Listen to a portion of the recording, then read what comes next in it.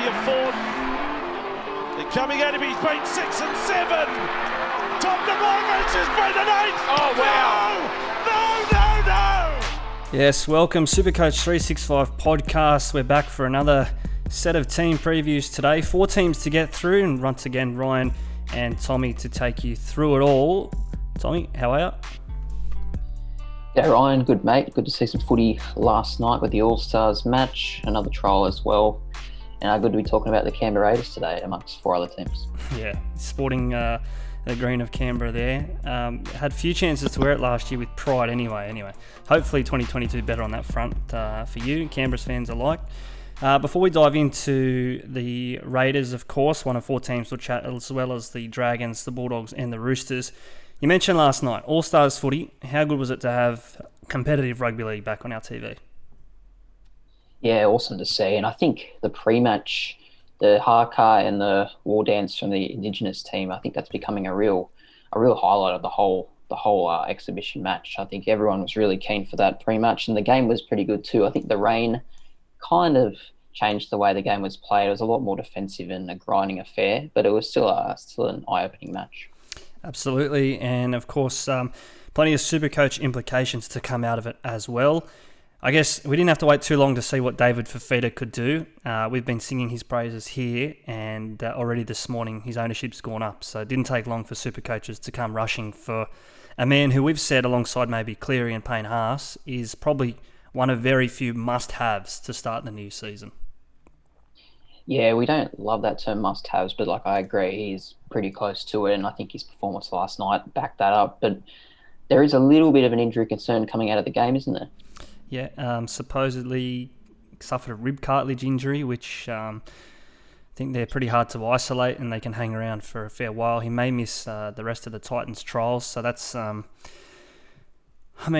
really that he needs the fitness, or he doesn't need to go out and prove himself this time around this year, as maybe he would have had that point to prove last year as their big signing. But I think, give him a couple of weeks off, get him fit in the season. I think their first game's on that Saturday. You could probably tell me, but that gives him about a month between now and then to get that right. Well, get it better than it is currently anyway. Yeah, it'll be interesting to follow over the next few weeks, because you've obviously got Cleary. We're already on Cleary watch for round 1, and if we're on Fifita watch as well, it's going to be a really interesting first round of the season. Particularly when we're splashing a combined close to 1.7 mil on those two. At the other end of the scale, a cheaper player, again, by the name of Fifita, Andrew. I think he was really impressive. Didn't really know what to expect from him last night, and I say that he was impressive because, again, 6 months ago, you listen to the Rugby League Guru, his preview of the All-Stars game, he said Fifita was almost dead, and to have him out there playing 40, 50 minutes of footy, first game for the year, mind you, and he was in everything for the Indigenous side. And I think you said that pre-game, how emotional was Andrew Fifita amongst all of that? Yeah, he was probably the most emotional looking player on the field, you'd have to say. He was really getting into it, and then he carried that emotion into the game, and he played really well, like you said. He was in everything, whether it be good or bad, a couple of fights, and that's just what you get with him though, isn't it? So look, on passion alone, if he can show that week in, week out for the Sharks, he might get a spot in their 17. You have any other takeaways? I thought Nicho Hynes was solid without being amazing, and you mentioned that rain there made it more of a defensive battle. The thing for mine with Nicho Hynes is that I took away, not so much, I guess, general play, but his goal kicking. He missed that first goal, and then it seemed like he was pretty happy to either hand it over to Braden Trindle. That's a little bit concerning for mine, because you look at his stats from last year, Nicho Hynes, he relied so heavily on his goal kicking. It made up 20% of his overall SuperCoach output.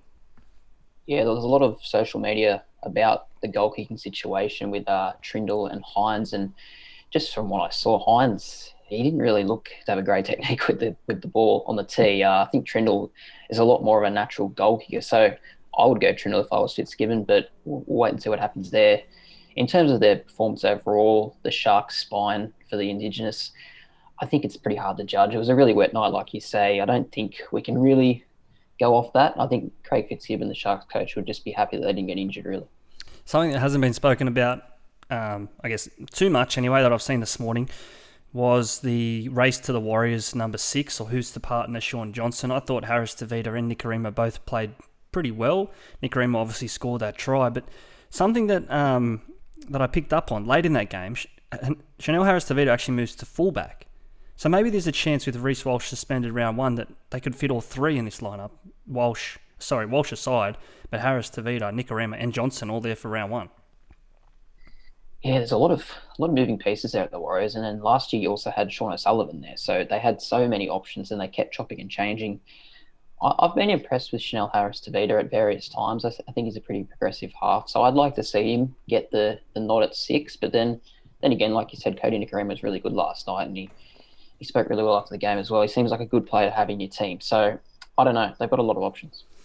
They do, and it's an interesting one as well because with those three, they've all kicked goals at different stages as well. And Sean Johnson obviously coming back from that injury last year. He didn't kick goals at the Sharks. We've already mentioned Trindle, how good he was off the tee. Harris-Tavita, Nikorima, Johnson, whoever gets the goal kicking out of those three in the trials and beyond, I think there's a little bit of value there, but it's a bit of a wait and see because that is so important for each of those three players. Outside of that All-Stars game, also yesterday, the Broncos, too good for Wynnum Manly, 52-4.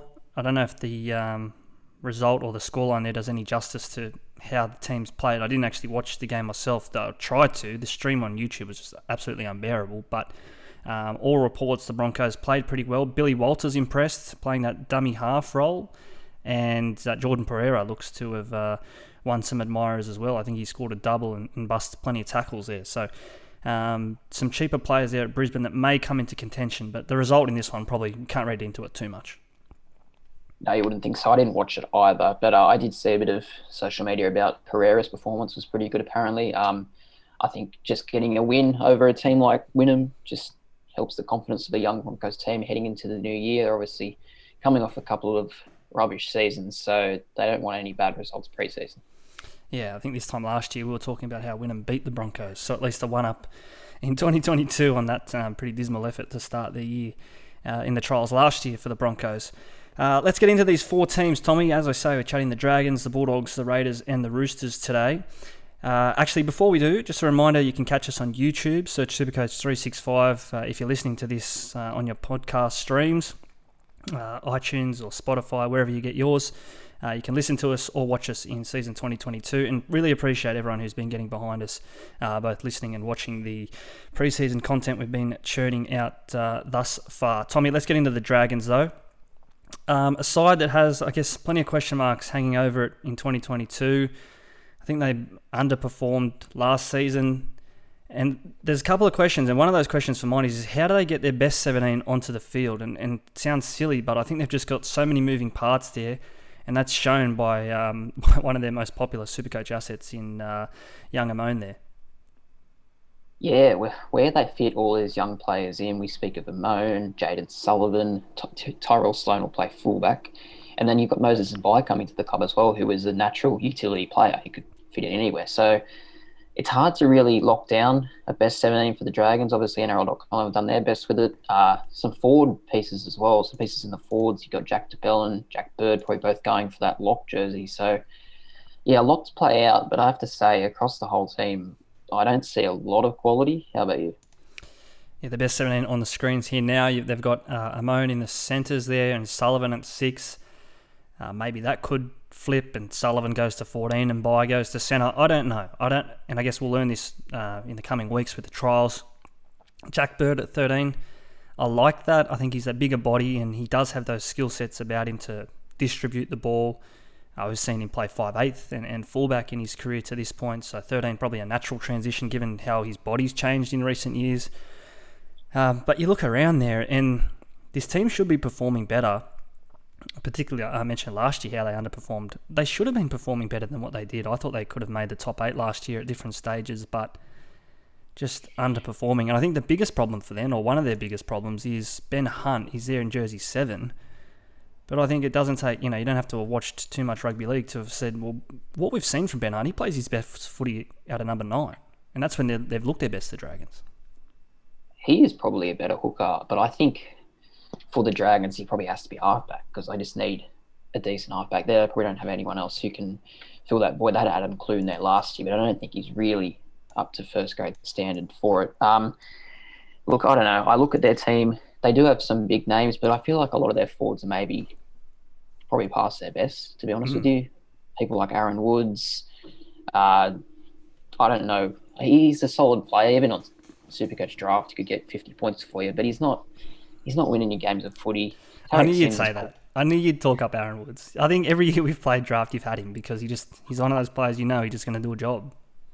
Oh, yeah, I'm not talking him up. Like, I'm actually probably bagging him, if anything. I'm just saying in SuperCoach terms, he could get you 50 points if you need it. But, yeah, I don't know. I just feel like a lot of their forwards are getting quite old now. People like George Burgess, maybe he can come on and play 25 good minutes. But, I don't know. You mix the old forwards with the really inexperienced backline.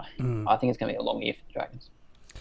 Yeah, we'll get into our season predictions in just a moment. But you mentioned those forwards there. I think, as well as their age for mine, it's just how they all play. Like, they're all very similar builds. You think of Blake Laurie, Daniel Alvaro, even Peter Hollow, who they've signed from the Cowboys. They're all pretty like for like. Like, I don't know, stocky types who have that impact for 20, 25 minutes and then they go off and they just don't have that offload. Burgess, you mentioned him there. He's coming off I think it's a full hip replacement. And listening to the NRL physio the other day on his extended podcast with the guys from Weekly Rubdown. If you haven't listened to that, after you finish here, go listen to that. It's 2 hours of absolute gold. But the physio says he's coming off this hip injury, a full replacement, or I think it's that he's got metal in his hip. I don't know, whatever it is. But no one in rugby league has ever attempted to do what George Burgess is doing. So, again, he's cheap price, and I think he's actually undervalued. If he comes out and plays well, there's value, there's money to be made there. But do you really want to start with a bloke who's got a hip like an 80-year-old grandma? I'm not sure. No, I won't be. But you like you said before, they have a lot of like forwards and not a lot of great forwards. So you'd think if he's doing anything at all, he'll probably make the bench at least. So he's definitely one to watch out for. You got Josh McGuire to come back as well. I think he's suspended early doors. So he's another who's been okay on SuperCoach in the past. But like overall, not doing a lot with the Dragons. Maybe Zach Lomax. We haven't mentioned him yet. He's, I guess, their best player by far. Yeah, he is. 11% owned, Zach Lomax. Amone, 29%. So I think that dual centre wing 5'8" really helps his cause, and that I think it's about 280k he is. So it's a great price. So you'd have to almost get him in, I think. Otherwise, though, we've already mentioned Ben Hunt, owned by just 1%, and I think he loses his relevance this year, given the fact he's lost that dual position with hooker. I think particularly in draft, like he was always great to have in the halfback slot, or being able to shift him up to hooker if need be, because he would, particularly when he's playing 9, make 30, 40 tackles and getting that base out of your number 7. That's going very, very well. Some pod plays for the Dragons. You've already mentioned Sloan, owned by 9%. And then this moving role between Bird and Jack DeBellin, I think this is going to shape their numbers a little bit. 7% owned Bird, 2% DeBellin. I think whatever way that goes, that could have implications for their ownerships. Yeah, I think Bird probably has more upside if he is given the 13, because I remember early in his career when he was at the Sharks, he was sort of being compared to Brad Fittler almost a little bit in how he played, and probably not the same ability, but you know what I mean. And Brad Fittler was a capable lock, so I'd probably like to see Jack Bird get a crack there, but they ended the last year with DeBell in there, so I don't know what the coach will come up with. But I think if Bird is given 13, it might be worth a play. Yep, otherwise, we've already mentioned some of their burning questions hanging over the team. Obviously, what the team even looks like, what their forward pack looks like. What about this Moneyball term that we're hearing out of the Dragons every year? It's hooks, great spending, and filling in all these old blokes at cheap prices and building this top 8 team. Do you see them making the top 8 given their roster and its potential, or where are we sitting on the Dragons this year? I really dislike the team, to be honest. I just think the forwards, like you said, it's kind of that cheap, been there, done that forwards. But I just think you look at the forward pack as a whole, and other than Tarek Sims, I just don't see any quality there, really. There's too many question marks. They're all old and injury prone. Josh McGuire gets suspended every week. And then you've got the backs, which some of these young backs, they could be really good players, let's be honest, and Zach Lomax already is. But I just don't see... They're all very young, like Sloan, Sullivan, Amon. I don't know. I feel like they're all kind of coming through at the same time. I just want to see them do it first. So I've actually got them coming last this year. I just think it could be a bad year for the Dragons. Yeah, I had them pretty close to the bottom. I had them at 15th. And the thing for mine is you mentioned those 3 young kids there. I think that'll help to change that narrative, or what we've seen, that they've been predictable in attack or dull even at times. They've got the 4th worst error rate of any team. average errors per game, that is, and it's pretty much, it's decimal points as to how they're not first. The third least offloads of any team last year. So I think these younger guys, it's obviously a bright future down there at the Dragons, but it may take, have this conversation in 12 months' time. We may be talking very differently about this team. But 15th for mine and 16th for yours on the Dragons. So Lomax, before we very quickly move on, I just want to say, I think he's in for a big year. I think how he played last year with Dufty in the team, or in years gone by, those two linked up really well. I think Sloan probably even helps that, even more so.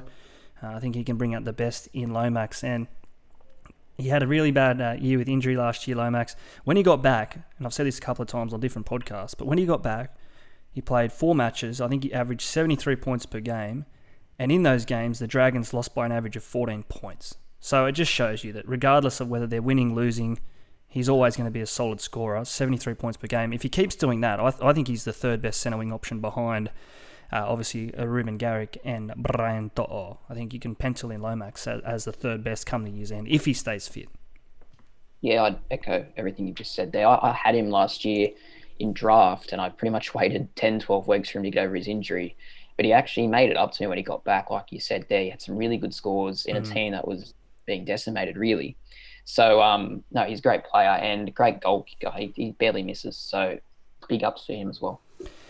Absolutely. And he's hoping he gets the chance to kick some goals this year because the Dragons, we obviously don't have them finishing too high up, but they may lose games, 28 points to 30, the way that they've defended in recent years as well.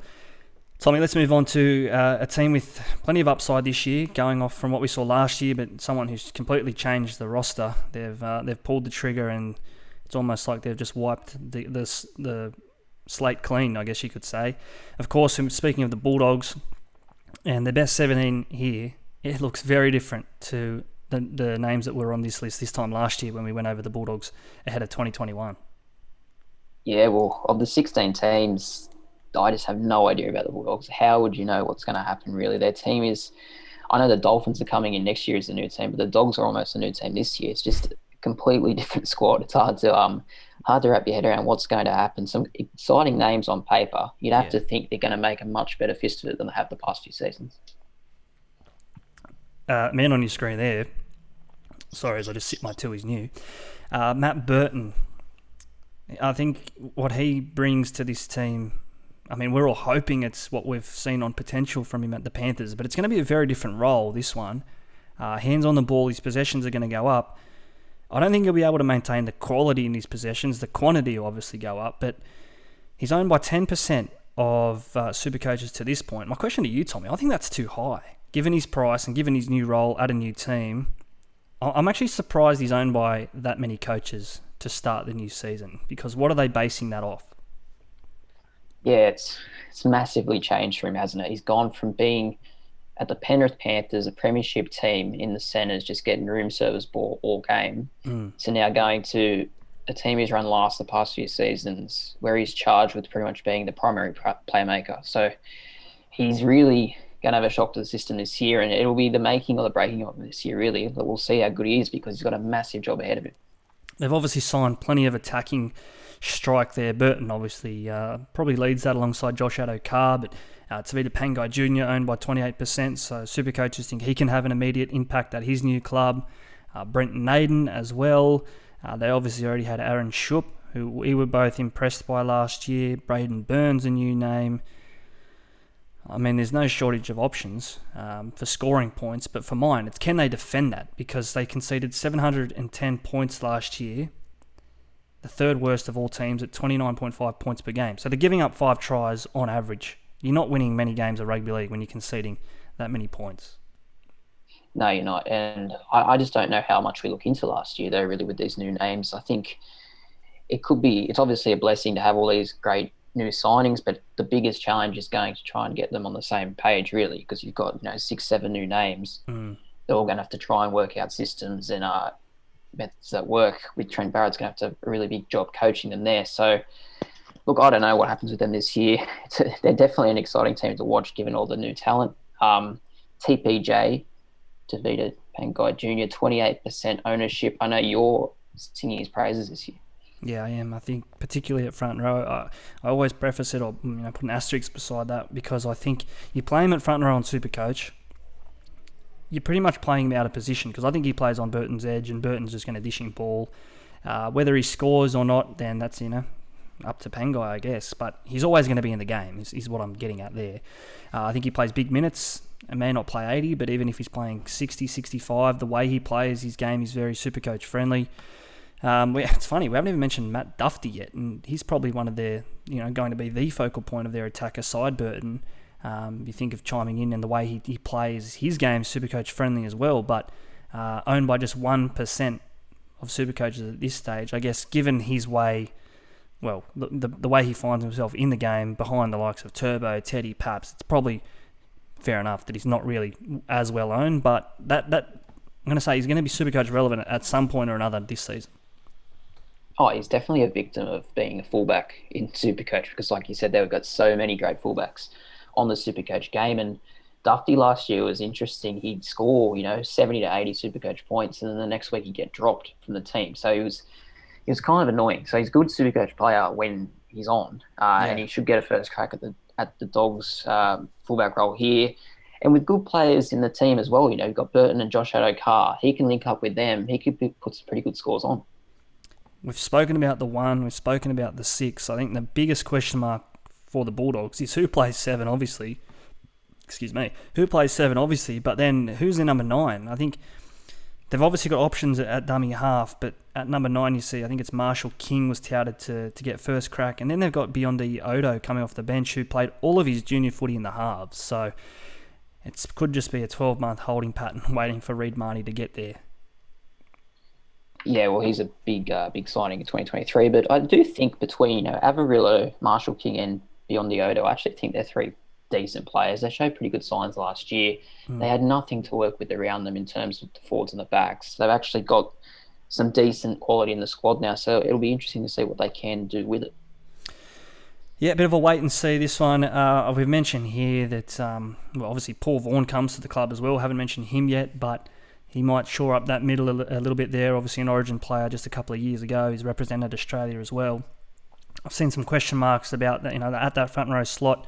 If you're not going with Haas or TPJ and a lot of these other options there, you took a Manu springs to mind. Paul Vaughan, not a bad shout. I think in his heyday at the Dragons when he was playing Origin or rep footy at least, he was averaging about 60 points a game, which is handy, very handy for a front rower. And he has that knack of finding a try line every now and again as well. Otherwise, there's some value I've already mentioned in the centre wing slots with Naden and Shoop particularly, probably more for draft. I think whoever wins the race to that right centre role might have some draft value. Shoop particularly, his base is very, very good. And Paul Alamotti as well, this young kid who's been touted through the SG ball ranks at the Dogs.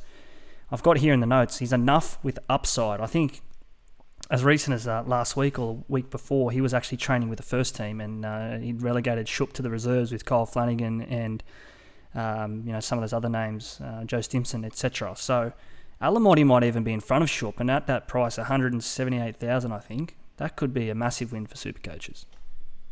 Yeah, I was quite keen on Shoop last year. He was just sort of standing out in a bad team, but like you said there was a bit of competition for that spot, so definitely waiting for Teamless Tuesday there, but that could be a good cheapie that you mentioned also. I'd say Luke Thompson is another pod I think I mentioned in previous podcasts. I think he's only owned by around 5%, and he still averaged 66 last year. I'm not sure how the new forwards coming to the club will impact him, whether it hurts or helps, but I still think he's worth a shot. Definitely. And I guess his game is so minutes dependent as well. So we always say this, he's speaking about these players who need those minutes. Keep an eye on the trials. I know it won't tell us everything, but it will tell us something. So plenty to look forward to at the Bulldogs in the coming weeks, right across the board as well in the NRL. The trials kicking off next weekend, I think, the first round of trials very, very soon. Tommy, I've got the Bulldogs coming 9th. I think they just missed finals footy. I think they're maybe 12 months away from playing top 8 footy at the end of the year. Yeah, I've got them in 12th, but honestly, I wouldn't be surprised if they got up towards 9th. I think they'll be in that just outside the 8. It'll be definitely an exciting watch, and I'm not confident in tipping them 12th. I just really want to wait and see what they can provide. Wait and see. We will. We're going to take a short break, and coming up after the break, we're talking the Raiders and the competition heavyweights, the Sydney Roosters. Having a bet on the racing this week? Top this. With Top Sport's best of the best multis, top odds are guaranteed. Place a best of the best multi during Saturday Metro meetings for the top fluck or dividend from the best 3 national totes. Plus, there's best of the best to win up to $5,000 too. Top that. Download the app today. Top Sport. Feel the excitement. Don't let the game play you. Stay in control. Gamble responsibly. Welcome back. SuperCoach365 podcast, proudly brought to you in 2022 once again by topsport.com.au. Great to have their support again in our second season and hopefully for the years to come as well. Tommy, you've got dressed up for the occasion. Canberra Raiders. I gave you a little bit of a shot at the top there. I said you didn't get a chance to wear that too often last year. Are you confident this year that the Raiders will be better? Because I think sitting down to put some notes together, I didn't know the word to sum up the Raiders season. You would have watched all but every game last year. How would you sum it up? Because I think it was frustrating, at least. That's a word that springs to mind. Shit is another one. It was a nightmare every year, really. I went into the season thinking, look, we'd come off the back of, grand final runners-up 2019, prelim final 2020. And then that last year, I don't know, no one saw it coming really. Off the field, we were at Shamozzle as well. We lost our halfback halfway through the year, just went home. So literally, nothing more could have went wrong than did. So I'm just looking at our roster this year. I'm pretty excited. I still think we've got a lot of depth in good positions. Right. And really, I just think we'll bounce back to life a little bit. I've got here as well in the notes, speaking about their SuperCoach assets and even pod plays.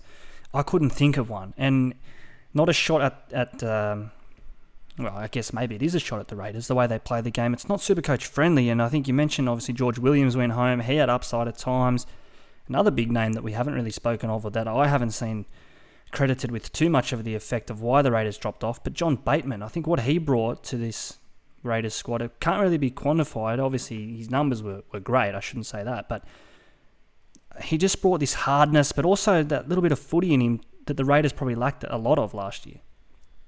Yeah, he had that real X factor. I know that's a term that's used a lot, but he really had the X factor. You didn't know what he was going to do when he got up to the line.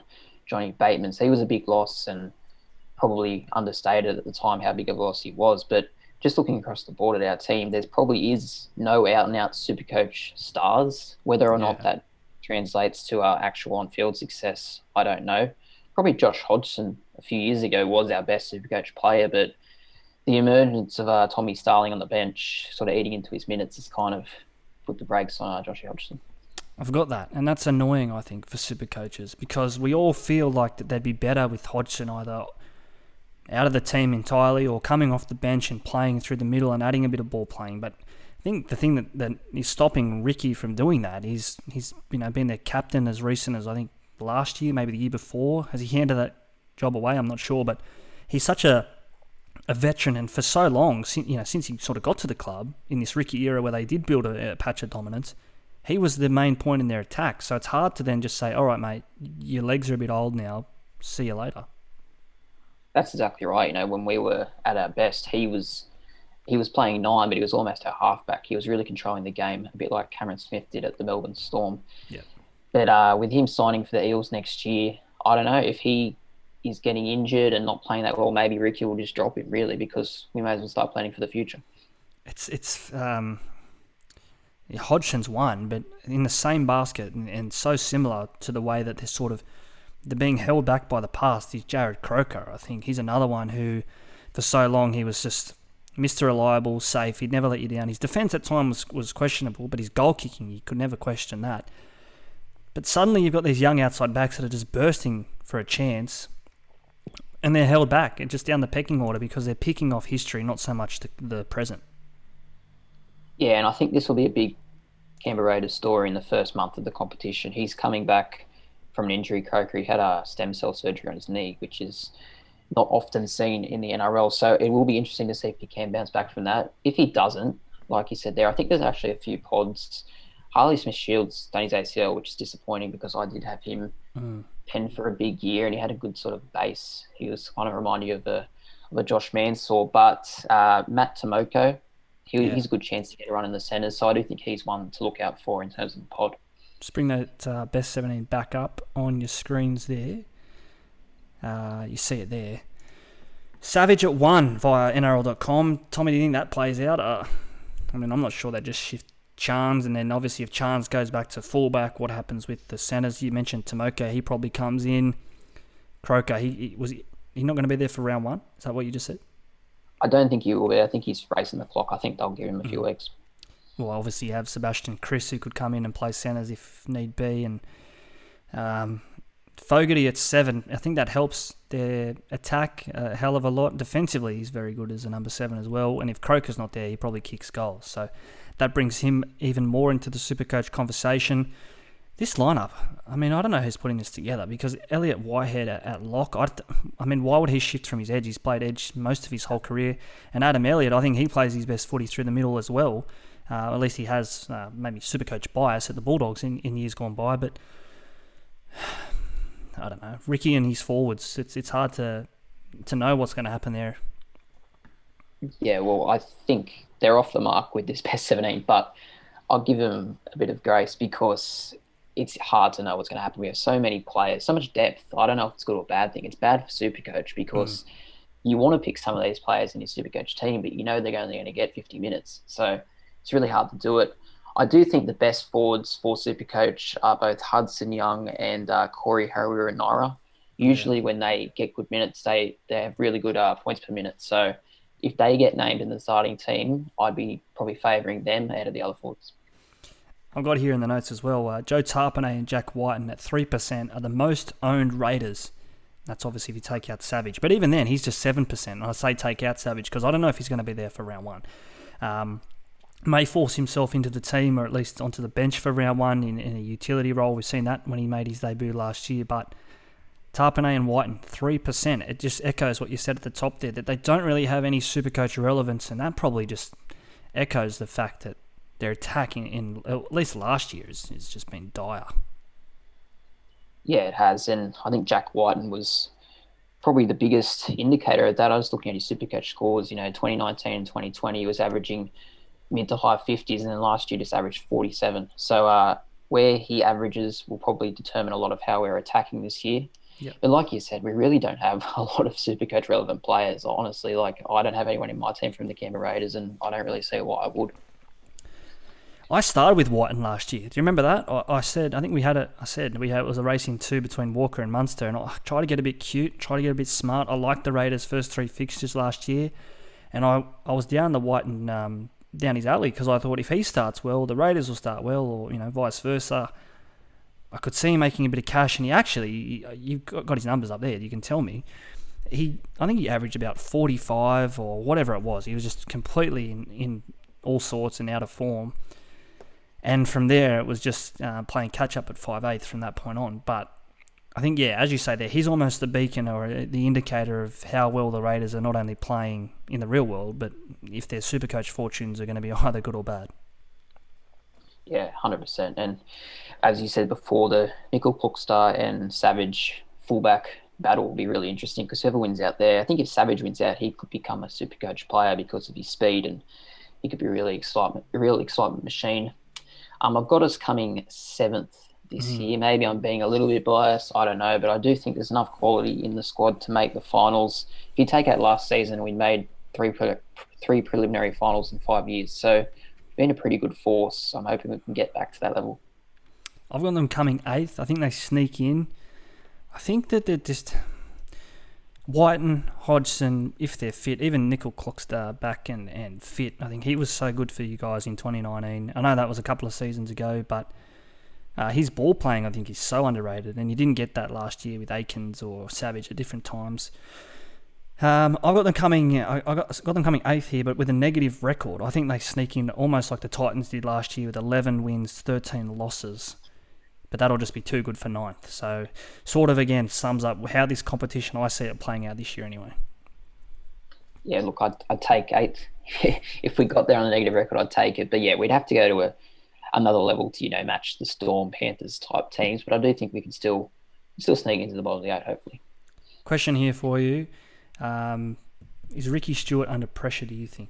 As a fan, or are you happy to have him there still? Because I think performances have obviously deteriorated in recent times, and is it much of a muchness with Ricky? It's just he's trying to play like they did in 2019 and the game's just changed too much since then? I think this year will be a really telling year because, we've got depth in every position. We seem settled off the field. There's no excuses this year. So if we can't perform, maybe his position will come into question. But Canberra don't like sacking coaches, and Ricky Stewart's, the favourite son of the Raiders. So yeah, you have to go pretty bad for him to get the sack. Rightio, let's leave the Raiders there and finish on a high here, Tommy, because we're talking the Sydney Roosters, a team that, not just us, but anyone you listen to, and I guess any good judge, they've got the Roosters improving massively. It's hard to say that given that how well they played last year, all things considered, but they overcame plenty to finish 5th. I think there may just be a question mark, if there is one about this Roosters team, is how do they avoid that complacency or that mindset of that just because they've got the troops back, in particularly Luke Keary, is it just a matter of, Keary turns up and will finish in the top 4, or the Roosters, they're still going to have to play a good season of footy to get that high up on the ladder? Yeah, that's a good point because, everyone, us included, are assuming they're going to bounce back to how they were before they had their injuries. And last year they were absolutely awesome. Despite the amount of injuries they had, they still put great performances together every week come 5th. Most other teams would have probably folded and missed the finals. But like you say, can we just assume that they're definitely going to, just because their players are back, they're just going to click into gear straight away? I don't know. It's a bit of a risk. Yeah, obviously, best 17 up on your screens there. You see Nagama named ahead of Suwali on the wing, Paul Momirovski into the centres ahead of Billy Smith. So I guess a subplot within all of this is who wins the race in the Roosters' back 5. Now, I put up this tweet. I listened to this interview with Joey Manu via the Roosters website, and we got absolutely pasted on this on the SuperCoach365 Twitter.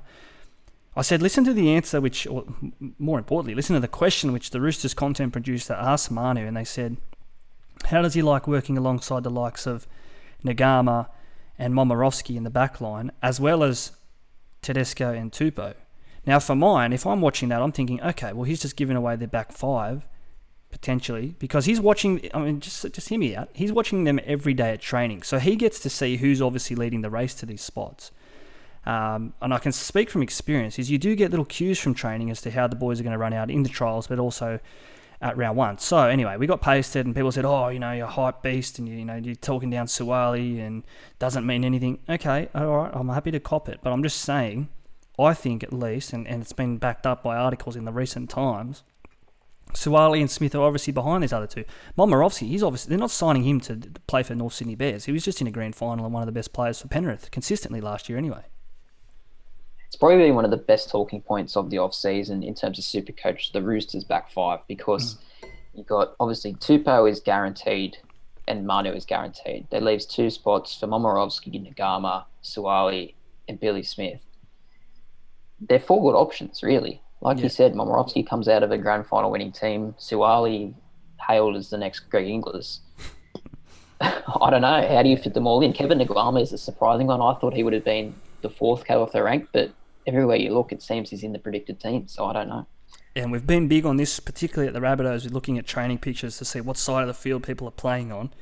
In every photo I've seen, Nagama's been training with the first team on the right wing, or at least on the right-hand side of the photos anyway. Tupou's always been on the other side. So it tells me that Nagama won't play left centre. I think they'll save that for Momirovski. I think he'll play left centre. Outside Walker and Crichton, so not a bad patch of real estate there. He doesn't like passing the ball, Momirovski, so 3% owned. He's one player I'd love to have in this Roosters team that I just can't fit in because of his price. But if he is kicking goals like we're hearing as well, he could be a huge asset.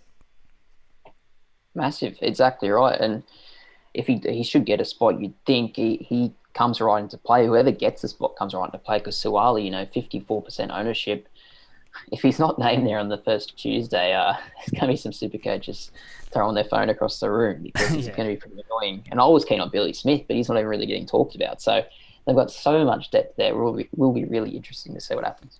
Yeah, other assets, James Tedesco obviously owned by just 36% of coaches. I find that strange, but then I kind of don't, because if you're not having Tedesco, you're a Tom owner, which, again, I think we checked last week. Tom was only 10% owned. So I don't know where the other ones are going, if they're playing around Tedesco and Tom. And obviously Pappenhausen is one, but Tedesco, I think his ownership will go up closer to kick-off. Luke Keary back as well, 30% owned, and we've already mentioned Angus Crichton. We know what he can do.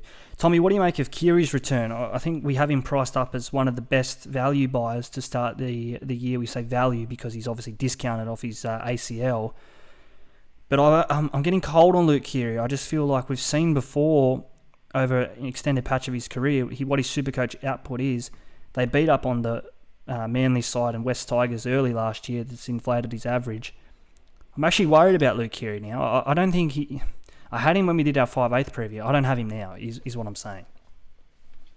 Yeah, I think it's a fair worry, just because looking back at his average, even when he was fully fit, he was probably only averaging around 60, just below when he was playing at his best. So he's not naturally a SuperCoach gun, like maybe a Walker or a Munster. Yeah. But I don't think he's going to do a bad job for you. I think I'm pretty keen on the Roosters this year. So are you, and he's going to be a real focal point of that team. But yeah, I don't have him either. I just think there's probably some more guns in that position than Luke Keary. Already mentioned Momirovski, one player I'd love to have.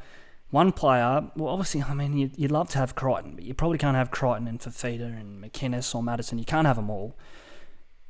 I do have Satili Tupanua, 8% owned. I think he's a value buy, probably even better value than Keary, to be honest, because I know he played a lot of footy last year, Tupanua, but when he did, he was often parked in the centres or even on the wing, because how often did you see one of the Roosters outside backs go down?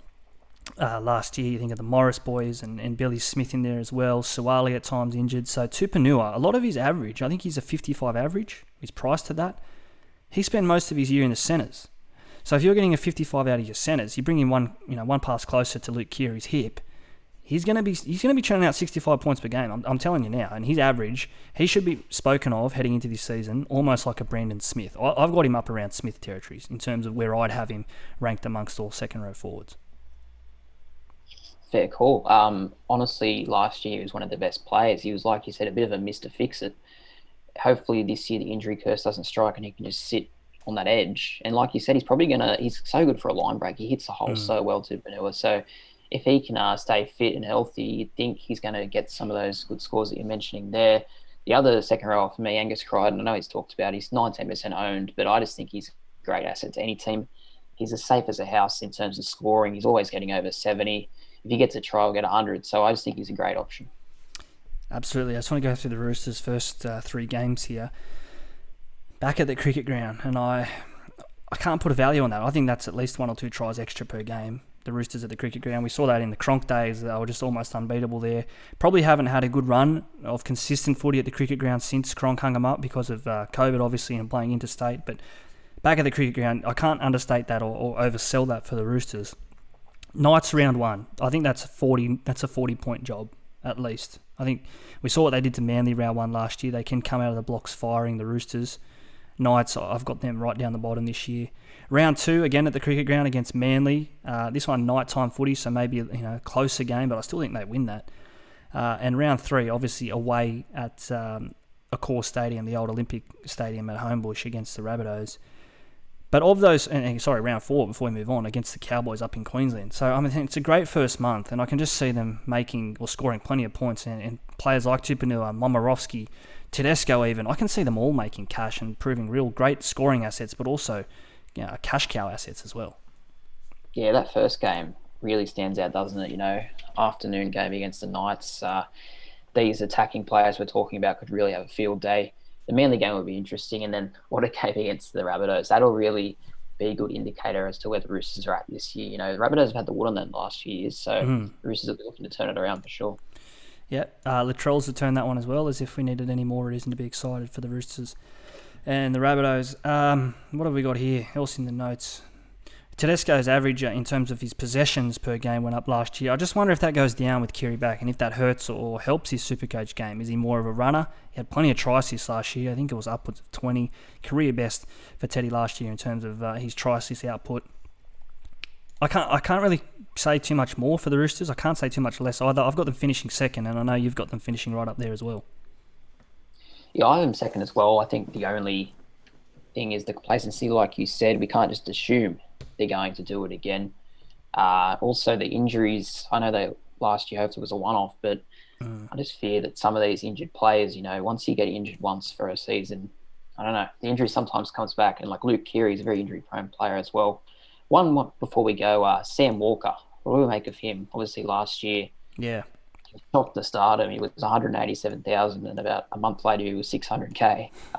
Obviously not going to see those price rises this year, but where do we think he slots into the team? Obviously at halfback, but how much of a focal point will he play? Everyone I listen to, and that's all I can do, because I don't really have too much of an opinion on him. I'm not playing with him this year because of his price. I think he's obviously done his job last year. Played a hell of a lot more footy last year than we thought he was going to. Helped and made that decision to go with Nathan Cleary from round one. Such an easy one because he got, lots of minutes, lots of involvement. If he's kicking goals this year, I know he was pretty poor off the tee last year, but if he's kicking goals this year, so watch the trials again, I'll say that.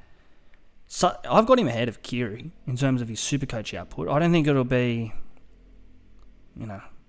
Keary's obviously, we know he's a better player, but Sam Walker, I think his game is very attacking as well. It lends itself to SuperCoach.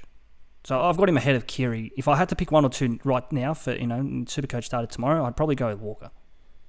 Yeah, I agree with you there. I think what you said, his game lends itself to SuperCoach, is so true. He's such an attacking flair player. He loves that cutout ball, try assist. I can see him being on the end of like the Roosters attacking play. Keary probably organising the play, and then Walker kind of executing the attack and getting more of the SuperCoach points.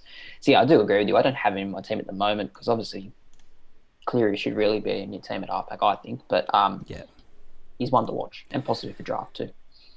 Absolutely. All right, the Roosters, we got them finishing second. Let's speak about where the Roosters finish in just a matter of moments. We're just going to throw to an ad after the break. We're going to talk some of our listeners' questions. There's plenty of fallout from the All-Stars game. Having a bet on sport this week? Top this. Whether you're into cricket and curling or golf and greyhounds, Top Sport will let you on for plenty. And with literally hundreds of markets from your own backyard to the international stage, Top Sport has you well covered. So if you want to get the top odds every time, bet with Top Sport. Top that. Download the app today. Top Sport. Feel the excitement. Don't let the game play you. Stay in control. Gamble responsibly. Yes, welcome back. SuperCoach365 podcast. We just wrapped up on the Roosters, and Tommy, they're a focal point of this, a special offer via our partners at Top Sport. They've thrown this one together. How about this? Storm to make the top 4. Roosters top 6. We've got them coming second, both of us. The Sharks to make the 8, which if you're watching the All-Stars footy last night, that young spine, I think that's capable of finishing in the top 8. And the Knights, a team that we've death-ridden to this point. We'll get to them in our next podcast as to where we think they're going to finish, but no guesses there. Knights to miss the top 8, all of that to happen, $5. I don't think there's a limit on that. So gamble responsibly, but if you want to make an investment, I dare say you do it with Top Sport and you get that together. SuperCoach365 Futures Special, you'll find it under Rugby League at topsport.com.au. What do you make of that? Well, I love it. Obviously, our podcasts and what we're saying in them really back up that, and I think all 4 of those things happen personally. $5 looks a great price. It was $7, so obviously there's a lot of confidence there from listeners, but hopefully it can salute in 6 months' time. The punters have come for that, and I'll tell you what, the Top Sport team, they've let us know, and they've said, I don't think they're as keen about that now as they were when they put it up. As you said, $7 there. Very quickly was it snapped up and into $5. So still a great price. We'll still be getting all over that ourselves, but $7 very quickly was that snapped up. Okay, Tommy, let's get into this. Listeners' questions to finish off our favourite part, or one of our favourite parts of this. A couple here, and so we'll try and get to most of them. One from Deadly JMO _ Instagram. He says, how has the lock position evolved and how will it affect the traditional lock?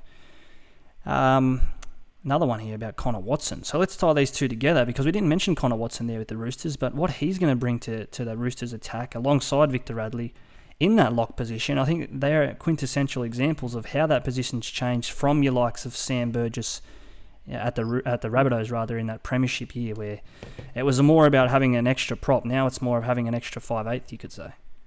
Yeah, and like Taumalolo was sort of seen as a great lock around that era too, but now it's more, your Cameron Murray, your ball player, your Brandon Smith is a pretty good ball player. Radley. And yeah, Connor Watson, I think it'd be interesting how they use him, because I don't think Roosters have a strong number 9, really. I know Verrills is there, but he's not. I think he might be even injured at the start of the season. But yeah, where they use Watson, I don't know. Will they use him at 9 or 13? I think round 1, yeah, you mentioned injured or suspended, one of the two. I don't know why, but I think that's the case. I think Watson will be 9 for round 1. If he's not, he's definitely 14, and he's coming on. He's playing that Benji Marshall role. I think he plays 50 minutes at least. And he's probably just told, go out there, defend in the middle, because he's a great defensive player. But then I think he's given that license to roam, and he's almost that third half for them even, where he can, ball play or find Tedesco, offer Keary or Walker. I think there's plenty of upside to Connor Watson. I think he's about $520,000 on SuperCoach. Again, one of these names that you'd love to have. And if you are going around Harry Grant and hooker, why not chuck in Connor Watson? I think there's some upside there, attacking points at least, while Harry Grant's missing for round 1. Another one here from Matt Buxton, 22. Great to have Matty tuning in. He says, this is not SuperCoach related, but how good were no tackle 1 6 agains last night? Obviously, speaking of that rule change, the 6 agains and how that's going to be enforced this year. Yeah, I like it. I think it's a good change from the NRL. That was obviously being abused last year, the 6 again on first tackle. I do think, though, we've mentioned this a few times now, the lack of 6 agains this year, will it slow the game down? I think last year the 6 agains was making the game so fast, and it was leading to the ridiculous scores that we saw. So, will it be a factor? Will it bring down the likes of, Turbo and Teddy? Will they be scoring less? I think you definitely have to consider it. And I've said it a couple of times, particularly when we're speaking about Lomax and Campbell Graham, and I think these other centre wingers that primarily had a bigger base. I mean, in years gone by, you pick your centre wingers, you're hoping, you're building a bit of cushion and some insurance with their base. Last year, that sort of went out the window. You went for Garrick and, I say but you went for more of those high ceiling centre wingers as opposed to your Jared Crokers of the world, who had a good base and kicked goals. Now, I'm not too sure what that looks like. We're going to find out very, very quickly what the impact that has on these higher ceiling players, I think. I think we'll know within a month of if SuperCoach has sort of reverted back to the style we saw in 2020 and years before that. Yeah, it'll be interesting, because last year was so different to what we knew. All these backs, like you said, their attacking stats were just massively boosted. Whether or not that happens again, it's a big factor. Yep. Let's just get to one more here, then we'll wrap it up. And Slip Rail 2 has asked, is Teddy fatigued from carrying last year's team? We mentioned his possessions went through the roof last year. I think he had a career best in terms of how many times he was touching the ball per game, career best in try assists. He played almost every game last year. Suffered that hip pointer injury at times, but it didn't stop him from being there for New South Wales and the Roosters pretty much the whole season as well. So will he be fatigued? Because his game is very taxing, James Tedesco. No, I don't think so. I think the off-season is long enough. They didn't have any international footy at the end of last year, which probably helps. And I think he just got engaged as well. So I'm sure he's feeling on top of the world. Yeah, the love side of it. You can't underrate that, the impact of love on SuperCoach performances. All right, Tommy, that's about us done for today. Good to get through a bit of footy chat alongside the previews of the Dragons, the Bulldogs, the Raiders, and the Roosters. Looking forward to next week. We're going to finish off these team previews and then let's talk some trial footy, huh? Yeah, absolutely. 2 weeks of trials, then the SuperCoach really gets started, and then round 1. Can't wait for all of that. Follow us on social at SuperCoach365. If you're not already following us or subscribe to us on YouTube, head over there, search SuperCoach365. Give us a like, share, turn your notifications on, all of that. This is Ryan and Tommy. We'll chat to you next week. SuperCoach365.